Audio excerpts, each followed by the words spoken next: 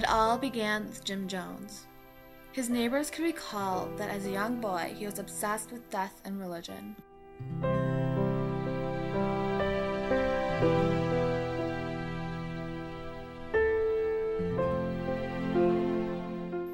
From a young age, Jim Jones extremely disapproved of segregation of African Americans.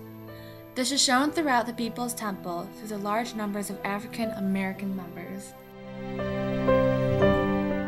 This temple began in Indiana when Jones couldn't find a religious community that supported his beliefs. His creation was called the People's Temple.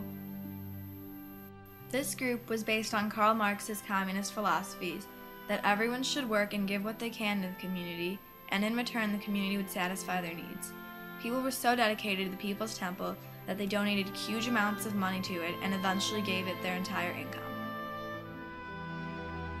Later on, Jones moved the church to Ukiah, California to stop authorities from watching him and to grow a society of the People's Temple.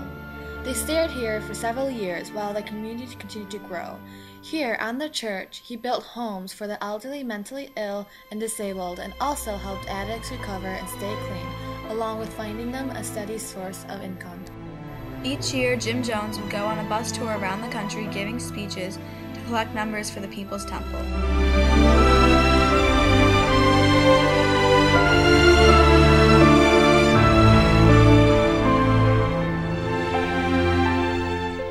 Jim and his followers have been looking for a peaceful place to continue building their community.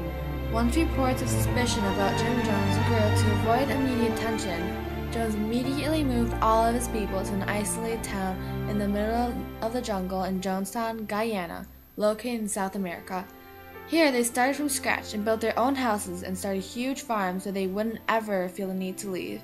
Many people consider this the heaven on earth.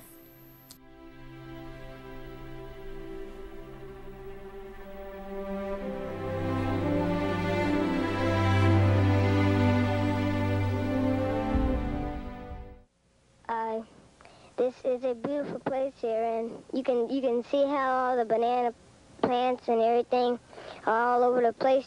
They're beautiful, and that everybody here is really enjoying here.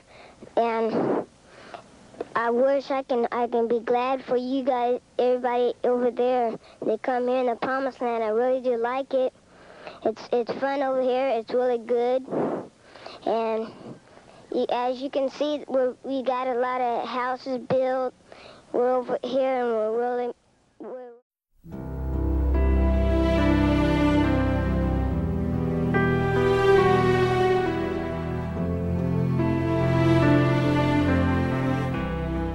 Eventually, Jim Jones began to get even more paranoid, addicted to drugs, and gradually became more and more sick.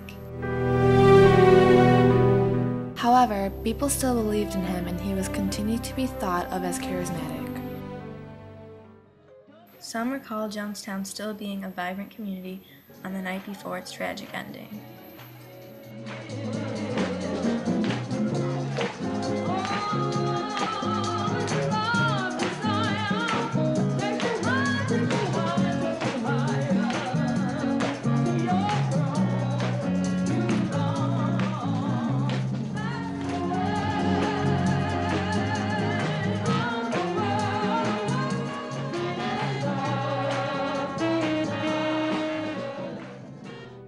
On November 18, 1978, Congressman Leo Ryan brought reporters and concerned family members to Jonestown. All went well and many found Jonestown was the heaven on earth it was said to be, until a reporter received a note from a member explaining how many were trapped and being held against their will. Word got out about this and more people stood up to say they wanted to leave. As reporters, congressmen, and members began to leave Jonestown, Jim Jones got extremely angered. Now, do I both have to say that you both want to leave Jonestown on this date, November 18, 1978? Yes. Immediately.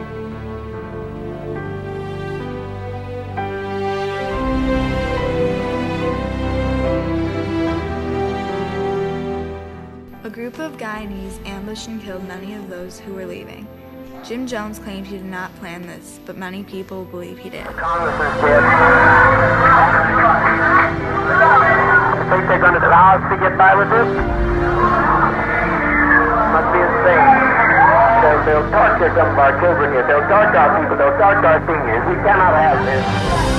We can't live in peace. Let us die in peace. Once this chaos began is when Jones began to order people to take in the poison and commit what he called a revolutionary suicide.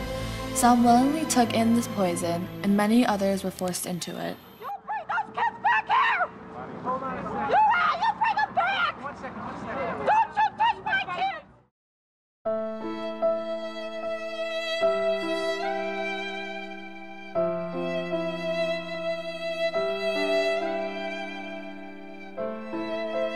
This can't be happening. This is unreal.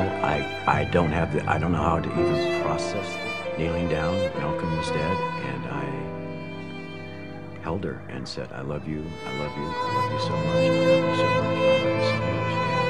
And she died in my arms. My wife went up to that Kool-Aid, to that death barrel, and she just didn't hesitate, just took it and drunk it and told me to hold her, to take her, and I did. And she died in my arms. Many people lost their family, their home, and had to start a whole new life. Also, many people, not from Jonestown, lost many loved ones. Today, 30 years later, the losses of this tragic event still weigh heavily on their shoulders each and every day. In Evergreen Cemetery in California, there is a memorial to remember the lives of all who died in Jonestown Massacre. The Jonestown Massacre has traumatized the world. The death of many lives have impacted people from all over and showed us that there is no utopia in this world.